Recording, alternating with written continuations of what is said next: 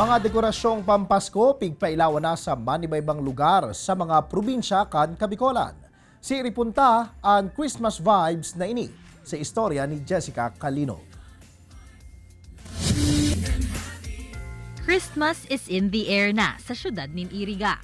Alagad bako sa nasa kasentrohan may makukulay na dekorasyon, kundi magin sa laog mismo kan City Hall.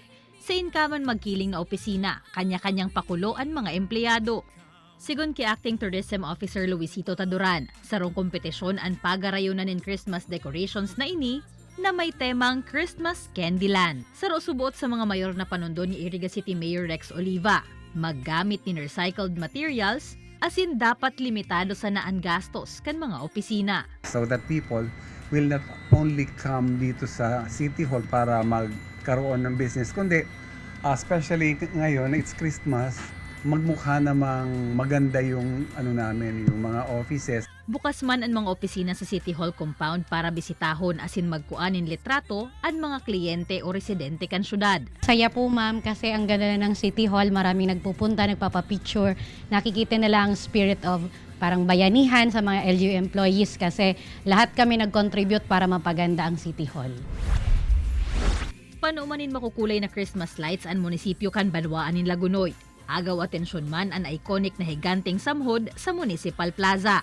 Magin ang mga edifisyo, pati na ang simbahan sa palibot kaini, pinano man in Christmas lights. Kaya harayo pa sana, mapapaisip ka ng maghapit para mag-picture taking. Sa Banwaan in San Jose, mas pinabongga pa ang newly renovated Municipal Plaza sa Luwascan Munisipyo. Apuera sa giant Christmas tree na napapalibutan ng mga dekorasyong regalo. May pa-tunnel of lights man na perfect for picture taking. To complete the Christmas feels, makukulay asin maliwanag na gift boxes man ang nakabitay sa tinampo.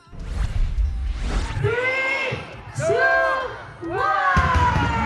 Ribo-ribong mga bumbilya asin dekorasyong pampasko man ang pinailawan kan lokal na gobyerno kan syudad nin Ligaw Albay sa Kawakawa Natural Park. Alagad mas pinaliwanag pa ang lugar kan pigpreparar na 10-minute fireworks show. You can see lahat po talaga ay masaya and nag-enjoy. Inabangan namin yung magandang fireworks. Sigon ki Ligaw City Mayor Fernando Gonzales, ang makukulay na ilaw na ini, binasirbi man na simbolo nin paglaom para sa mas maliwanag na Pasko, asin kan maabot na bagong taon.